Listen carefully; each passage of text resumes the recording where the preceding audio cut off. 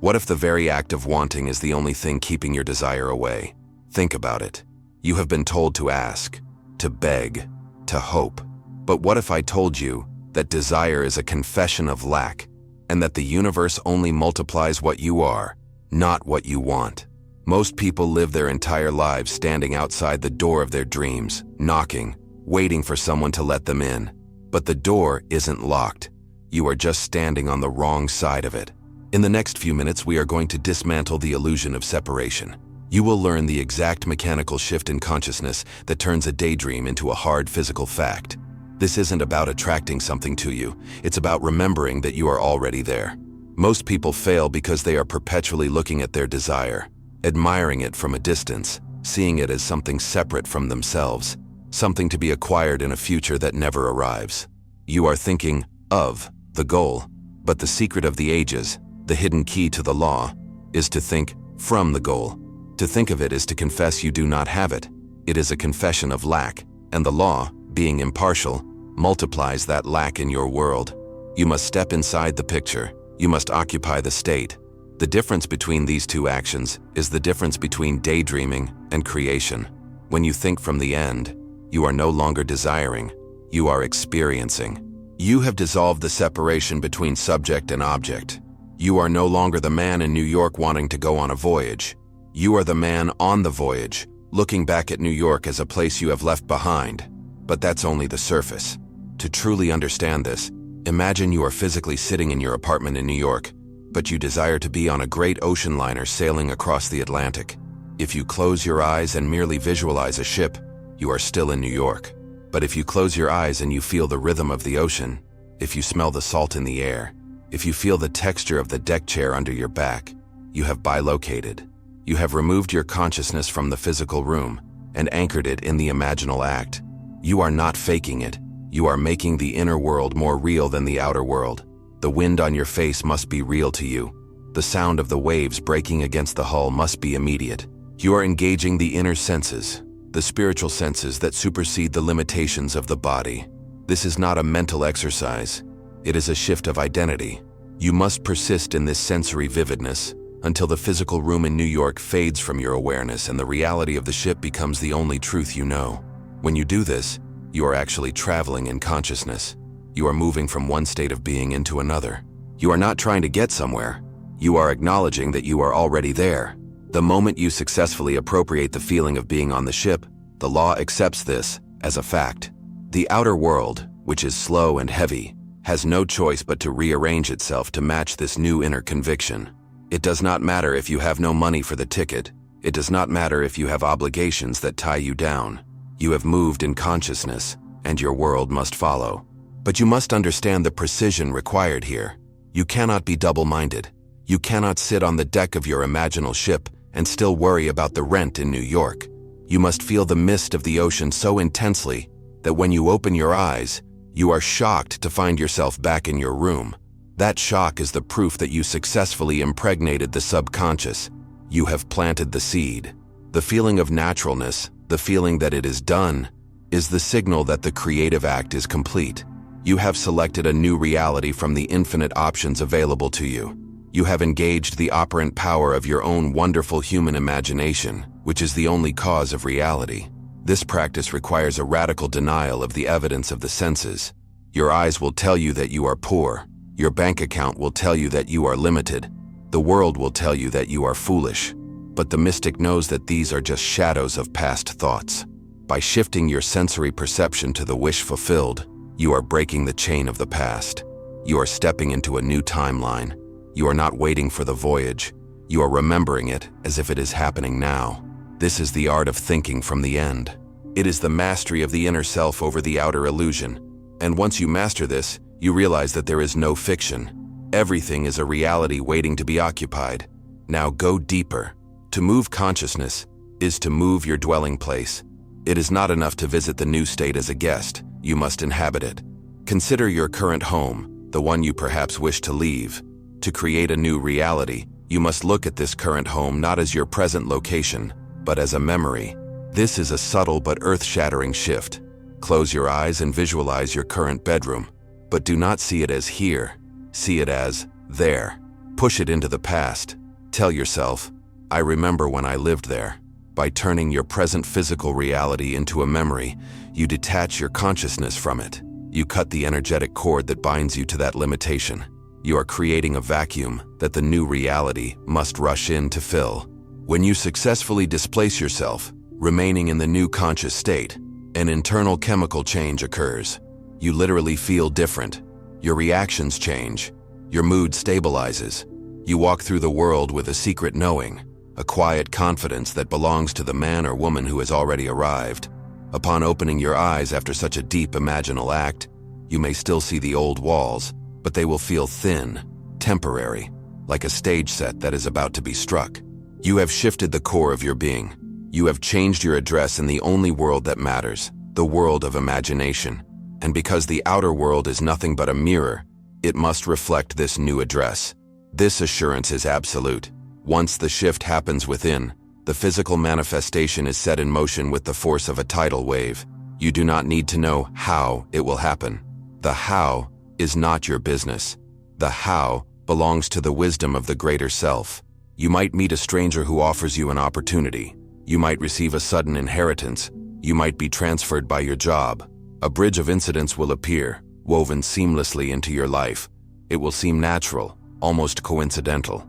But make no mistake, these incidents were orchestrated by your move in consciousness. You moved, and the universe moved with you. You must stop trying to force the external world to change by fighting it.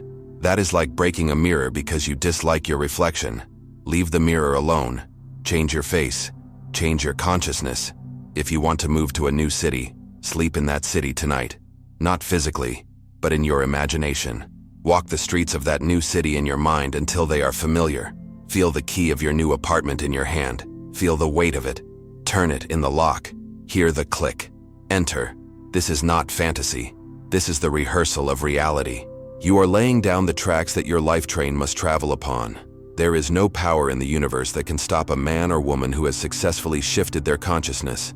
The only barrier is your own doubt, your own tendency to look back at the old state like Lot's wife and turn into a pillar of salt, frozen in the past. You must be ruthless in your focus. You must dwell in the end. You must make the there into here. You must make the then into now. This is the secret of creation. You are the operant power. You are the architect. And the blueprint is drawn in the silence of your own mind. Here's what changes everything. Let's apply this to the specific desires that plague so many. Housing and wealth. If you desire a new home, you must not sleep in your current house. You must fall asleep every night mentally inside your new home. As you lie in your bed, construct the walls of your dream home around you. Feel the spaciousness.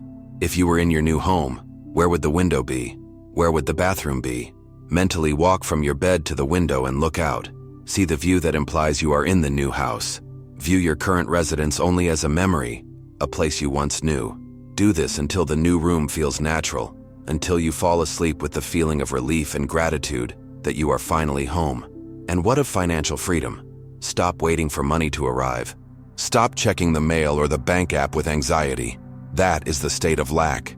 Instead, imagine wealth as you imagine the air, an abundant, unseen resource that is everywhere. You do not worry if there will be enough air to breathe in the next room. You just breathe. Money is the same. It is a medium of exchange, an energy. To manifest it, you must enter the state of affluence. But how? By a behavioral shift in your imagination. Construct a scene where you are spending without fear. Visualize yourself shopping. You see a suit or a dress you love. In the old state, you would check the price tag with a knot in your stomach. In the new state, the state of the wish fulfilled, you do not even look at the price. You simply select it. You feel the texture of the fabric and you say, I'll take it. Visualize yourself at dinner with friends. The bill comes. Instead of calculating your share or hoping someone else pays, you snatch the bill with joy. You feel the pleasure of being able to treat your friends. You act from a place of overflow, not obligation. This imaginal act implies you have more than enough. You must catch the mood of wealth. It is not just about the numbers. It is about the feeling of security, of freedom, of power. When you visualize paying that bill with ease, you are telling your subconscious that you are a wealthy person. And your subconscious, which is the conduit of the law, must find a way to validate that claim. It might come through a raise, a business idea, a gift, or a lottery win. The avenue does not matter. The state determines the outcome. You are choosing a garment of wealth and wearing it until it becomes your skin. Do not say, "I will be rich." That is a lie. For "I will be" implies, "I am not." You must say, "I am wealthy." You must appropriate the feeling now. Walk through your day with the secret assumption that you possess millions. How would you carry yourself? How would you speak? How would you treat others? You would be generous, calm, unhurried. Assume that feeling now. Wear it like a fragrance. The world will smell it and respond. You are selecting your reality by the mood you wear. Now go deeper. The beauty of this is its simplicity. The human mind loves to complicate, to create rituals and conditions, but the mechanics of conscious imagination are simple. Decide on your desire. Define it clearly. Then, construct a scene, a short, simple scene that implies the fulfillment of that desire. Do not construct the whole movie, just the final scene.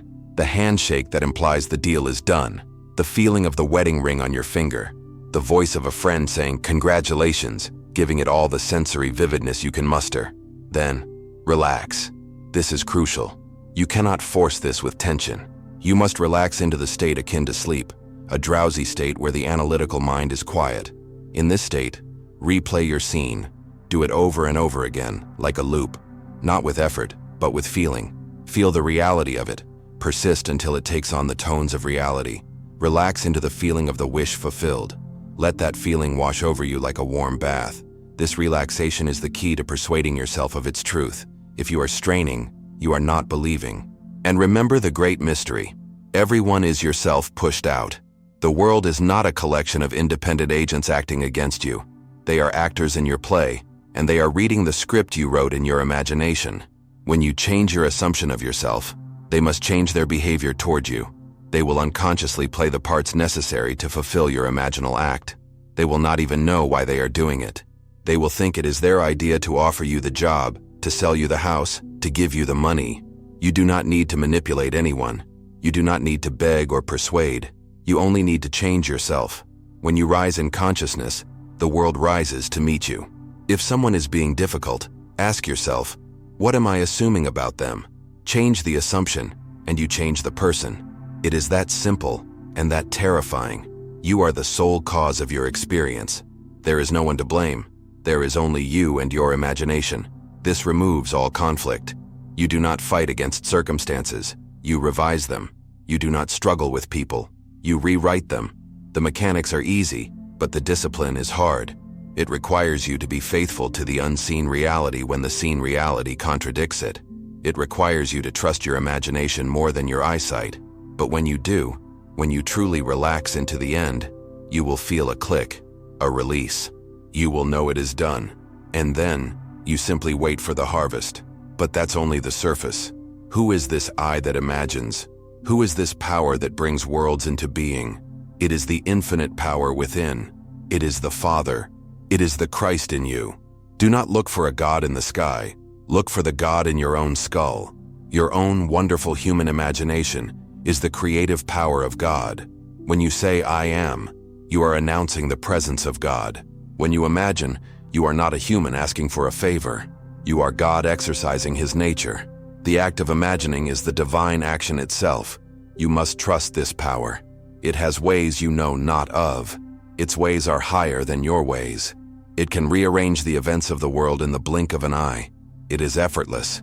God does not sweat. God does not struggle. God speaks, and it is done. When you imagine correctly, you are speaking the word. You must learn to rest in this truth. Once you have imagined and felt the reality of your wish, let the law work through you. Do not dig up the seed to see if it is growing. Trust the soil of the subconscious. Persist in the assumption. Walk in the assumption. Live in the assumption. If the external evidence does not appear today, do not waver. It is on its way. It has its own appointed hour. It ripens. It will flower.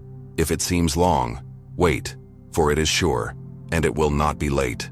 Your denial of the old state and your loyalty to the new state is the worship God desires. You are honoring the power within by trusting it to deliver. You are not a victim of fate. You are a selector of destiny. You have the power to step out of the wheel of recurrence and step into the spiral of ascension. The key is in your hand right now. It is your imagination. Use it lovingly. Use it wisely. Use it to resurrect the dead dreams of your heart. You are the operant power. You are the master of the dream. Wake up and dream nobly. The law doesn't care what you want. It only cares who you are. And right now, in this silence, you have chosen a new identity. Do not go back to the old man who was begging. That version of you is dead. Walk in the conviction of your new state.